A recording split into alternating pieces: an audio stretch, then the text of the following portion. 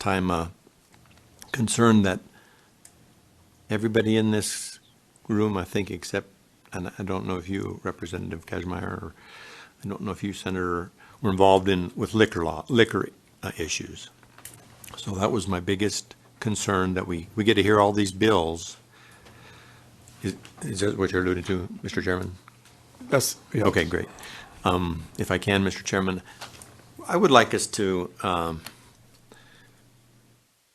open this up so that we can have all of the, let me get the right name,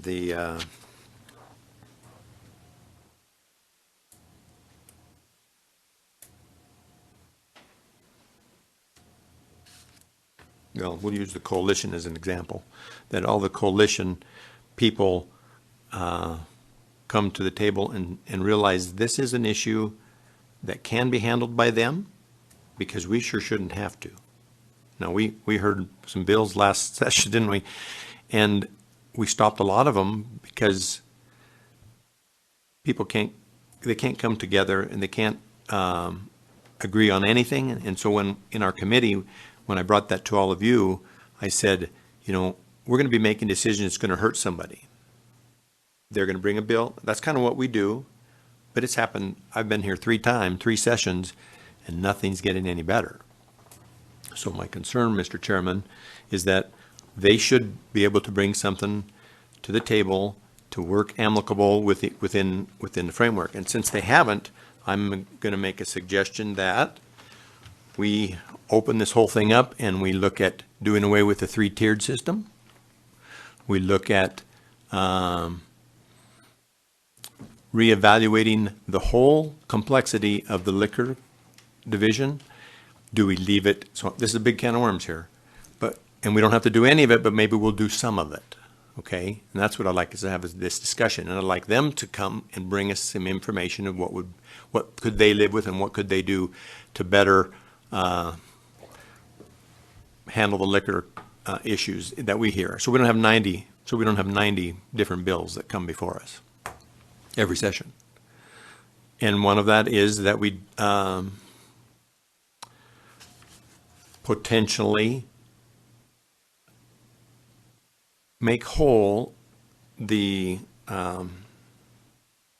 we heard from the bankers industry, they have somebody buy a liquor license for $800,000 or $500,000, a lot of money. And then you want to do away with that because others want to say, hey, that's just too much. But we want to have access to have that. Maybe it should be $100,000 or $25,000. Well, that's a big fluctuation. So how do we? They said that that's not fair if you do away with that, because we're holding that guy's holding or the bank's holding the note. This isn't fair. So how do we fix it? So I'm going to bring up a couple ideas, suggestions, so if we can consider them and think about it.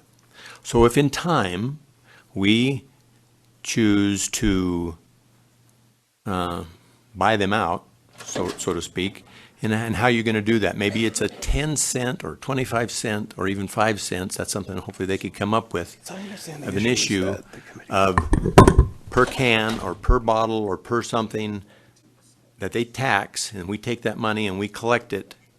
And in time, every year that money will go down to be able to buy down that liquor license for the bank. Representative Nolan, you're proposing a new tax.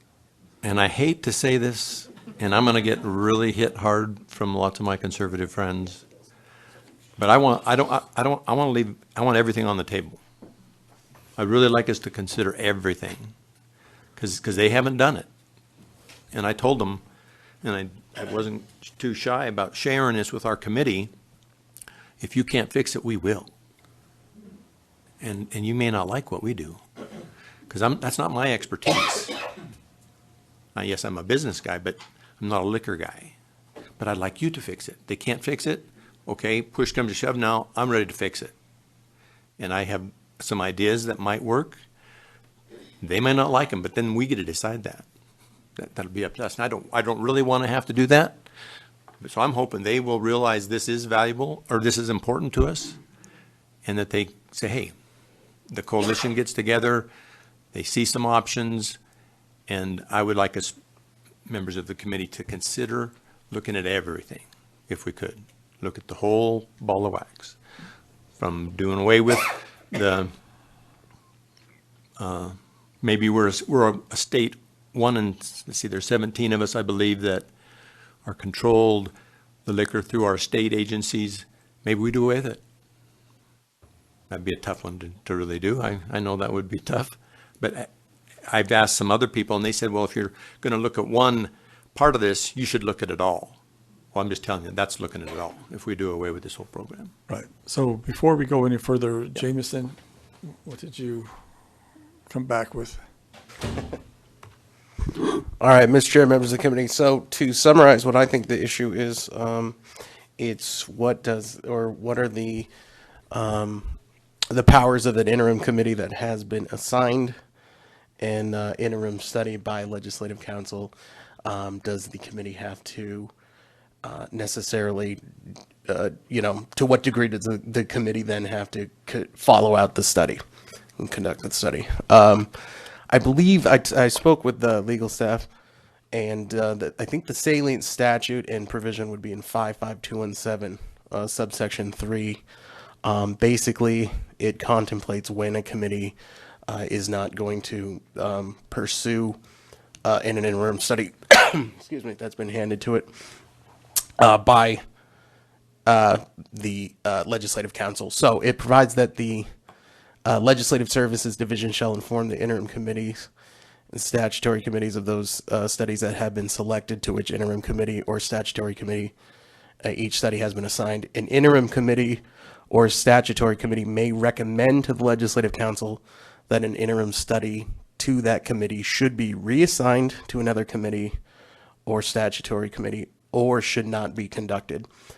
So basically, and then it says the Legislative Council may adopt, reject, or modify the interim committee recommendations. So sub 3 in there basically allows an interim committee to if it doesn't want it, you can recommend to Legislative Council that another interim committee could take the study, or if it just doesn't think the study needs to go through, it needs to recommend to Legislative Council that the study should not be conducted.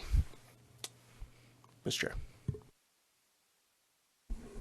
Senator Vance. Thank you, Mr. Chairman. I have a follow-up question. What would then happen if a committee like this made a recommendation to Legislative Council that we don't want to look at, study, whatever? What if they say you have to look at it anyway?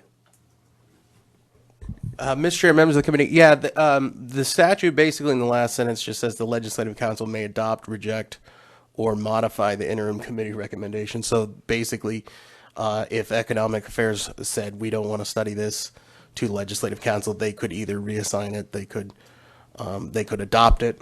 I mean, they can do anything what they want with it, and ultimately they could accept the committee's recommendation. Mr. Chair. Okay, thank you. I'll get to you.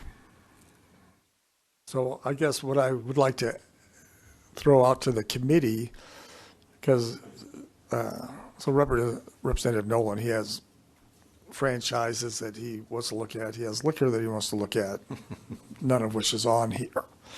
So I just need the committee's input right now. Let's take liquor, for instance. Is there an appetite from this committee to study liquor? Senator Vance. Thank you, Mr. Chairman. In my experience in 6 sessions, if we're going to take on liquor the way Representative Nolan would like us to, we probably should do it to the exclusion of everything else, because it'll take the entire interim. I mean, I'm sorry, it's a very complicated issue. As he said, there's a lot of players, as he said, and they don't play nice together. And so the only simple solution at all would be the one that would really mess things up, and that would just throw the whole thing open. If you want to put a bar in your garage, put a bar in your garage. If you want to put one on the street corner, put one on the street corner. And there's a certain segment of the population that wants to go that way. I don't know if that's socially or fiscally responsible, but because I understand completely what Representative Nolan is saying. I've gotten tired of having them come up every single session. And like I said, I've been doing it twice as long as he has, so I've seen it twice as many times. and it's a problem, but I'm not sure what the solution would be unless we spend all of our time on it, and I'm not saying we shouldn't, but it would have to be a decision made by the whole committee. Thank you. Thank you. Any other input? Representative Harvey. Mr. Chairman, fellow members of the committee, I too was heavily involved in this topic during the last session. Actually brought a bill that was working towards trying to find a solution and look at all aspects of alcohol. And I really don't want to spend a whole bunch of time in this committee on it. I want to see the outside entities involved in this industry come together and bring some information forward to us.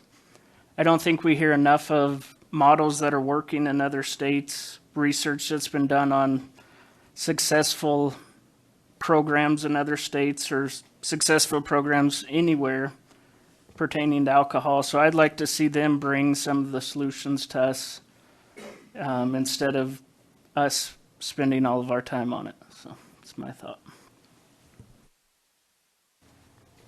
I'll get to you. Yeah. How about on this side? Representative Sullivan, ideas? I mean, you don't have to answer. I want to give everyone a chance. Representative Cashmere? Senator Smith? It's a deep subject. I hate to go into it. And no matter what we do, we're going to make somebody mad. And there's a lot of investment in the alcohol industry. As long as you don't tell me that we can't pick winners and losers, I hate that expression. But then if we open it wide open, it'd be like North Dakota, it'd be one on every corner. That'd be no good for the people that's already invested. Senator Vance. Thank you, Mr. Chairman. I tend to agree with Senator Smith and Representative Harvey. I would like to see one more attempt made to get the industry players to bring us something. And I agree with Representative Nolan. We've tried that and nothing has happened. But what I can tell you from sitting here now and from, like I said, having done this for a while, Representative Nolan just bringing up the potential for scrapping the whole thing has just gotten everybody's attention that's in the industry, because they never thought it would happen. They never thought anybody at a table like this would even bring it up. And now that he has, it's like, holy, fill in the blank. Maybe we better go sit down and try to act like adults and really come up with something, because this time, if we don't, we could really all be in trouble. And when I say all, I mean all of them. Brewers, distillers, liquor store owners, bar owners, restaurant owners, everybody. So for that, I commend you, because everybody has danced around that for the 10 years I've been doing this. So I think it's one of those, okay, you guys get one last chance. If you don't do it right this time, who knows what's going to happen. Thank you. So I'm just going to give my short little speech right now after yours, because I don't like the idea that we're just going to give them one more chance, because that's what's happened every time. And you said you've been here a long time, and every time is we're going to give them one more chance. Now we're going to scare them. We're going to give them one more chance. I don't like that idea. I don't know that I would want to see the committee dive in as deep as Representative Nolan wants, because I think that's going to be too time consuming. But I think we could address some things that maybe would help persuade them to get along better. I don't know what that is, but so Representative Nolan. Thank you.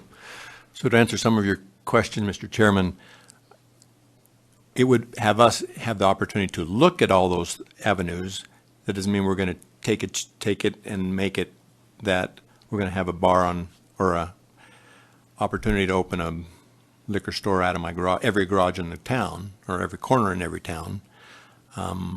But if everything's open and everything's on the table, I didn't see another way other than being fair as if we looked at everything. That's kind of why I had to bring it the way I did. Because then I'm picking the winners and the losers of different industries. But so I said, well, I can't pick you, because if I take on your information, I'm hurting these guys or I'm not being favorable to these guys. So I wanted to look at it all. Because again, I've heard it 3 times. He's heard it 6 times. We'll hear it again another time. So maybe we can't do it all. I wanted that out there. Maybe there's some of it that we could do, like Chairman Vince Rickey is saying. Maybe there's pieces that we could tackle. I have talked to the Liquor Control Division people for their input. They're gathering some information. I think I gave everybody in this room a few packets on information of liquor issues or liquor law stuff. So I'm passionate about this, and I am willing to go to the mat on this and do everything. I'll take it on. I'll work with it. I have people that I know that are very interested in wanting to do it because they know if we do it, it wouldn't look pretty. It might not be so. That isn't the way we set it up. Why would you do it that way? Because you're making us. You're forcing our hand because you won't do it. So anyway, thank you. Representative Sullivan. Thank you, Mr. Chair, members. I would just, after listening to Chairman Rickey's comment, I agree that looking into it would be good. I was only here one session, but we did hear enough of an argument to know that it is an issue that many Montanans are very passionate about. And I would hate to have it be the only thing we studied, considering the important issues that have come to us. But I think some sort of survey of options, just so we can become more knowledgeable before next session on what's out there, I think would be beneficial to all of us that would serve again on business and labor and hear these bills. Thanks. Senator Vance. Mr. Chairman, can I ask Pat a question? Oh, absolutely.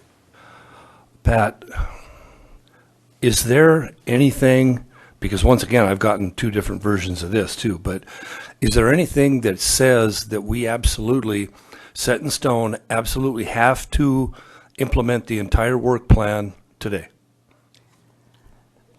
This is part of the Legislative Council's interim guidelines, and they say that it has to be done by the 2nd meeting. And it doesn't mean that you cannot adjust it. So, and we often, especially the dates, we have often changed without, any big deal. But I think the problem at any time that you extend it a little bit longer before you adopt it, then you have not given staff direction as to what we're supposed to be doing. And I've already taken a lot of vacation, and I don't want to have to be taking my vacation still between September and November. So I would like to be working on things. And so you have to give us some direction, and then you can change it, I think is the easiest way of saying that. Thank you. Mr. Chairman, if I could ask you a question then. Yes. In light of what Pat just said, and I understand, is it possible for us today to establish some middle ground? And by that I mean we have these studies, and we need to fish or cut bait, as they say on the studies. I think that's pretty obvious. And then there are a few other things on there that aren't nearly as contentious or potentially time-consuming as this issue. So I was only wondering if the committee might consider doing some of those things so that we can keep Pat occupied, and then maybe spend more time as individual members looking at some of the other ones, particularly the alcohol one, with the idea that, okay, we still have time to make that decision. And if the committee doesn't think so, fine, but I just, that was why I was asking. Thank you. If I may. Yes, you may. Mr. Chairman, one of the things in light of what Senator Vance was saying, that the part of the job is coordinating with the agencies as to when they can present. And so on page 10, Agriculture, Commerce, and the Governor's Office of Economic Development have been scheduled, just for for agency monitoring, which again is one of the statutory requirements. And then the Division of Financial Institutions, Liquor Control, and then you have to do the state fund budget again. So at least, and then you have Department of Labor and Industry, and I had them down for September. They have to move down to, I think it's November is when I had told them. But at least for those, we can get that information rolling because agency monitoring is important, but you also know that it's going to take less than, hopefully, it will take less than an hour and a half anyway. It kind of got a little longer today, but the goal is 20 minutes each, might be half an hour each. And so you'll have 3 each time. But that would be, the agency directors have already set this in their plan. So as long as that's okay with you, we can do that part of, or the committee could decide on that part of the activities and also the dates. Thank you, Pat. So what I would like to do next, before we decide on this liquor study, I would like to see if there's any public comment on specifically liquor before we proceed.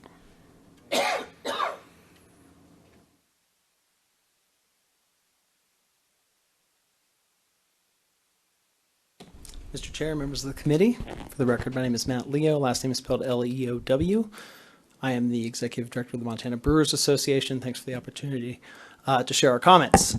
I'm here to support this committee using the interim to look at Montana's alcohol policies and consider options for reform. I'd like to commend Representative Nolan for his suggestions at the beginning of the discussion here. Anyone who's been here for a couple sessions is familiar with the disagreements between the MTA and the MBA over certain policy issues. I do think it's important to also remember that our industries do mutually beneficial business together. We're not just at each other's throats. Brewers rely on the business of taverns to expand into new markets and grow their businesses. Similarly, the growing craft brewing scene in Montana has created business opportunities for tavern owners. I'm particularly thinking of those tap houses, which are operate as bars. But you go in there, it feels like a brewery tap room. They have 30 or 40 beers on tap. You can go in there and fill up a growler. So that's a new business opportunity that's been created through the popularity of this industry. The same could be said of brewers' relationship with distributors. They help our members deliver beer to market, expand into new markets. But in spite of the essential business relationships, we often differ on policy. And the reason for that, it's rooted in our alcohol laws and specifically the alcohol licensing system that we have in Montana, commonly referred to as the quota system. That was set up long before craft breweries were on the scene. The system that breweries must operate under for their retail privileges was never really set up to accommodate my members. All the retail privileges that breweries have are in fact an exception to the prohibition for manufacturers to retail alcohol. And hand in hand with that are the restrictions of 8 p.m. And 48 ounces. And the reason for those restrictions is less about public safety and more about limiting competition. It was set up that way in the beginning to ensure that breweries were not competing too much with the bars and restaurants, who of course have to buy those licenses. Now, Montana brewery owners are not allowed under Montana law to purchase retail licenses. Meanwhile, many bar owners, particularly in the more populous communities in Montana, have liquor licenses for which they may have paid hundreds of thousands of dollars. Likely took out a loan to pay for that. So understandably, those bar owners in the association acting on their behalf resist any changes to the law that they see as potentially devaluing those licenses. That is essentially the root of the conflict that you see between the Montana Tavern Association and the Montana Brewers Association. And essentially, it's the obstacle that we see in seeking additional retail privileges for breweries. But stepping back and considering what's possible, it's reasonable for Montana breweries to ask for taproom hours until 10 p.m., which was what was asked for in House Bill 185 last session. For starters, it's what the public wants. It's what visitors to our state want. And additionally, Montana has the most restrictive laws in the West for brewery taproom hours. We're the only state that doesn't allow breweries to serve beer until at least midnight. Of course, in Montana, it's restricted to 8 p.m. So in that context, 10 p.m. is a pretty reasonable request. It's also important to remember that breweries are more than just a place for people to buy a pint. Breweries produce a value-added product from Montana agricultural products and create manufacturing jobs in communities across Montana. Additional retail privileges are important because they help breweries to bring in additional capital to grow their businesses. That's essentially the reason that my members have consistently been seeking additional retail privileges. We, of course, compete in a global market, a national market, a regional market with other craft breweries, and those other craft breweries in those other states tend to have more favorable retail privileges than our breweries here in Montana. So that's why I'm here today, to encourage you to take this on during the interim. We understand the concerns of the retail liquor license holders. We understand that many bar owners have their retirement savings tied up in their license. We certainly don't want to see the rug pulled out from under them. That's why we'd encourage you to look at the value of the licenses, the value of the gambling portion of the license, considering what the value of the liquor license would be if they were split apart, and consider how the state would then compensate license holders. For breweries, ultimately, I mean, we're not in this just to see a buyout. The end goal for us is to see the creation of a brew pub license, a license that's specifically tailored for manufacturers. So our hope is that in the end we could get there, and that and I see the best route to get to a brew pub license is through overall reform, because otherwise we keep running into the same obstacles that Senator Vance and others have brought up today. Thank you, Mr. Leo. Mr. Chairman, I apologize, but with all due respect, we've all been lobbied, and we all know how it works, and that's not what we're trying to do here. We're not here to listen to one of the many sides of this thing tell us why their side needs to be treated the way they want to be treated, because they will all do that. And if we're going to have them do that, then we need to bring sleeping bags, because we're going to be here a really long time. So whoever else is going to come and testify, I'd prefer that you make them focus on what Representative Nolan wants to do. Do you want to expand and look at everything, or do you not? It's kind of it's actually, you could make a case for it being a yes or no question. I mean, either you do or you don't. Thank you. Thank you, Senator Vance. Mr. Leo, thank you. Yep, thank you. Other public comment?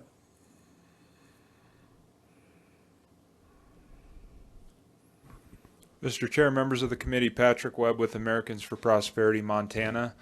I do not represent any of the industries, but we engaged on several of these bills and issues during the session.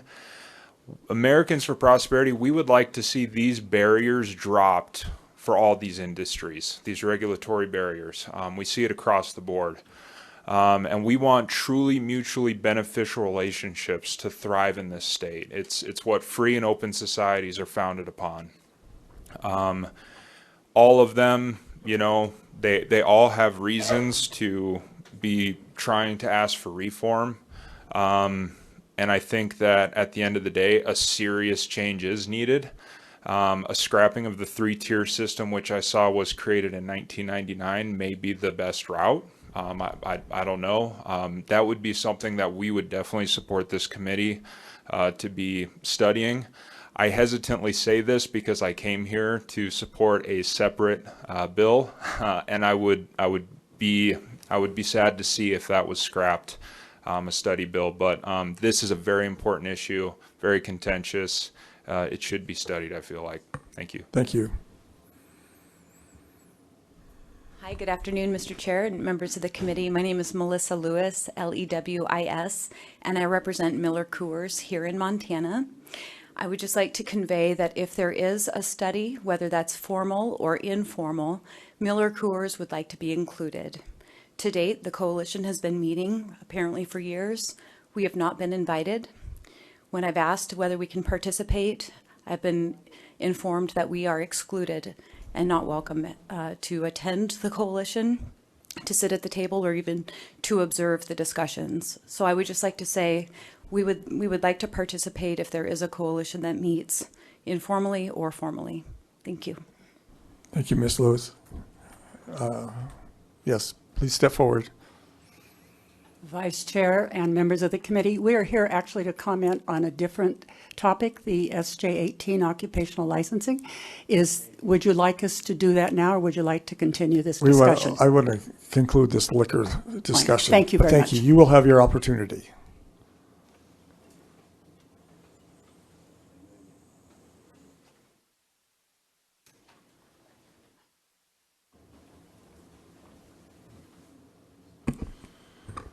Good afternoon, Mr. Chair, members of the committee. E.J. Redding, today with the Montana Beer and Wine Distributors Association.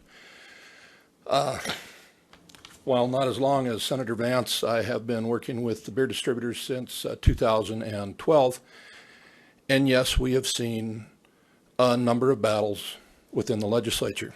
Now, having been at this for a bit longer than that, I would ask legislators, after your 8 years, pardon me, what battles do you remember? Not one has ever told me a liquor battle is what they remember after their 8 years in the legislature. Now granted, Chairman Noland, you saw a lot of it in your committee, but it was in business and labor. It wasn't across the board in the legislature. Now I would say that we all have a symbiotic relationship within the liquor industry. The 3 tiers thrive because of one another. Find me a symbiotic relationship that does not argue from time to time and have growing pains.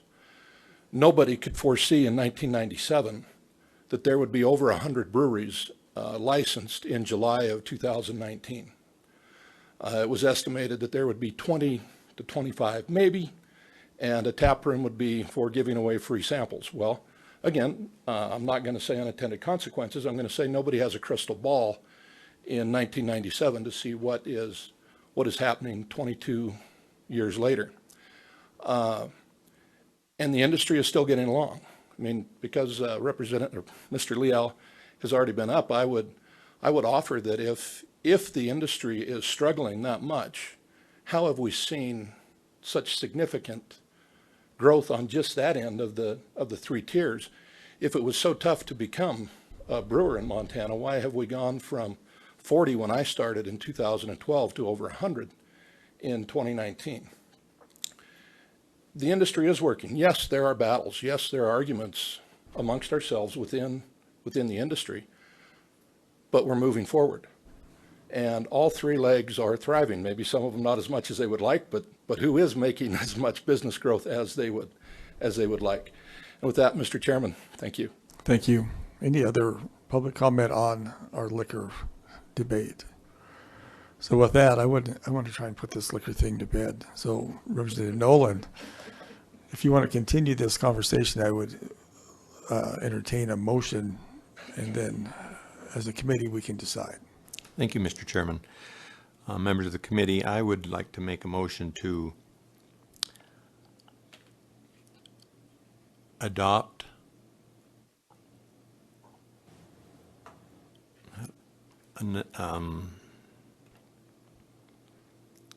excuse me, let me rephrase that. I would like to make a motion to have this committee take 3/4 of its time on liquor study. I don't know if it's going to give us enough for everything else, but then we'd have to dissect the rest of it. So that is what my motion is, to study the whole encompassing of liquor law and liquor division and liquor issues, Mr. Chairman. Discussion on the motion.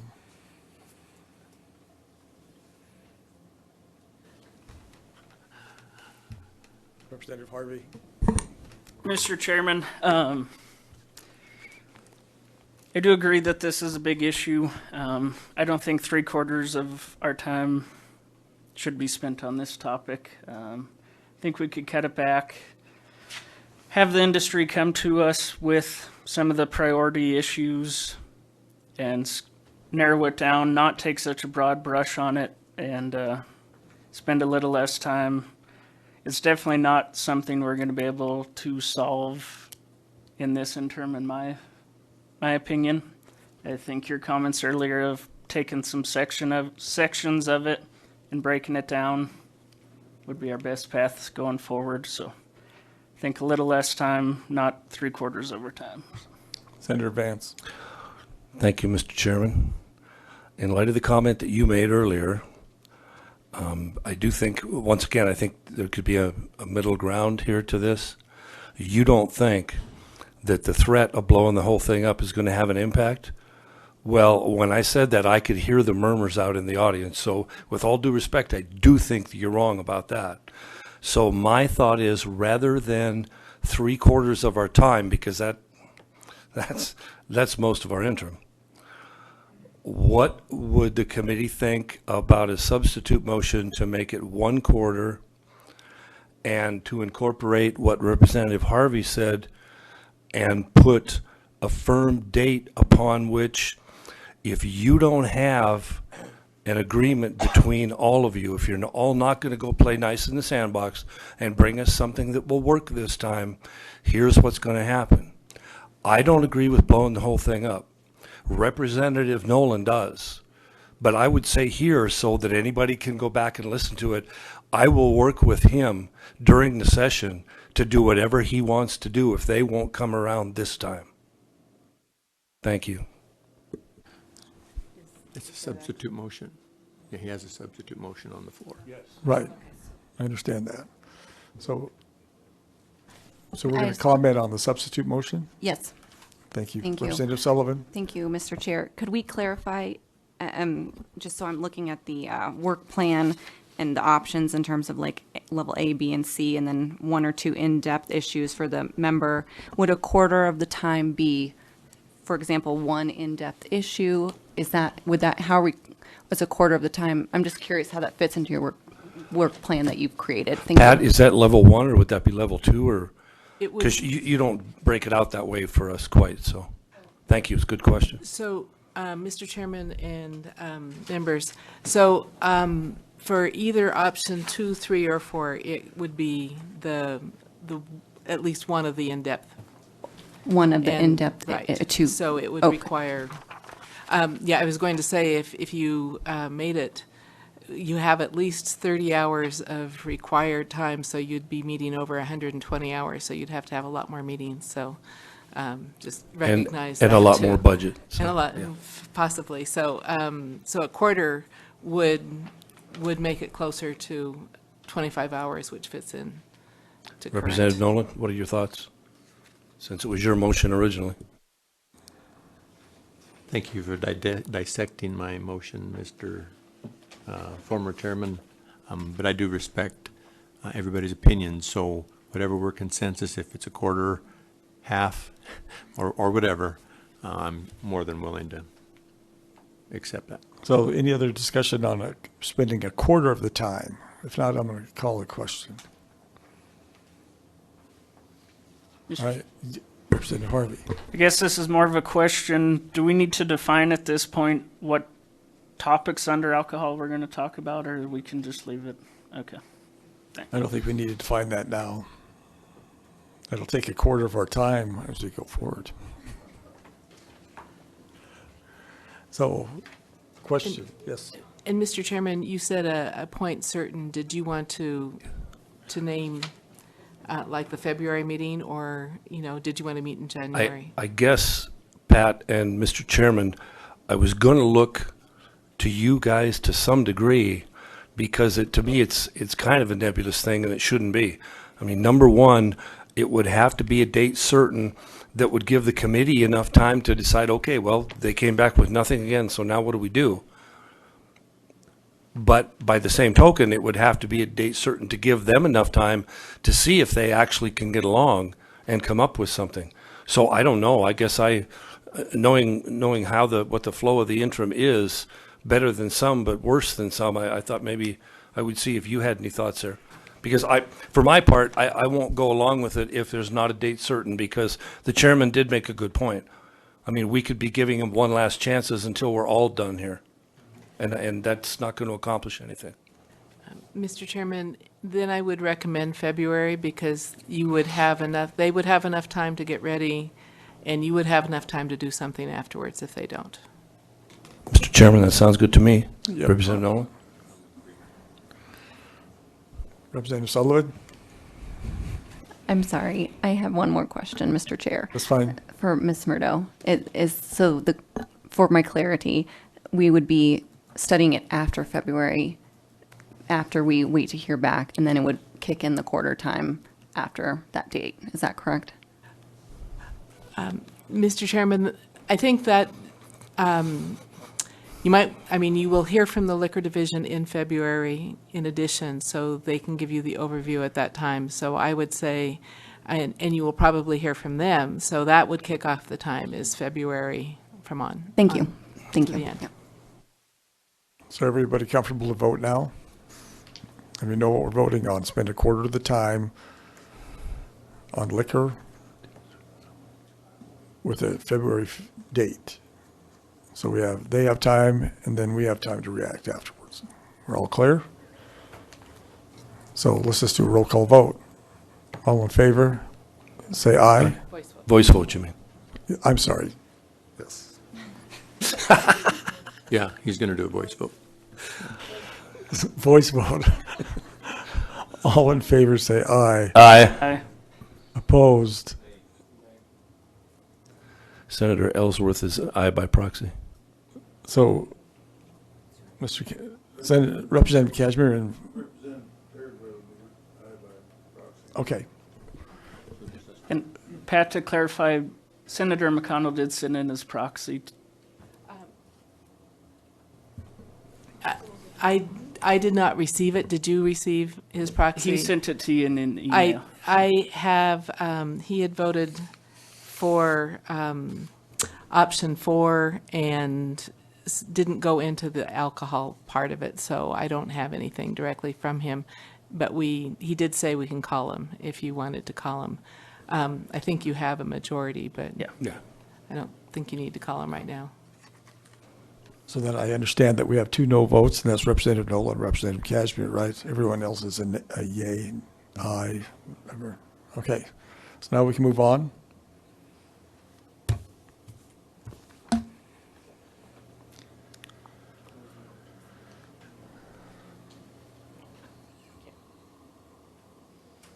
So, Mr. Chairman,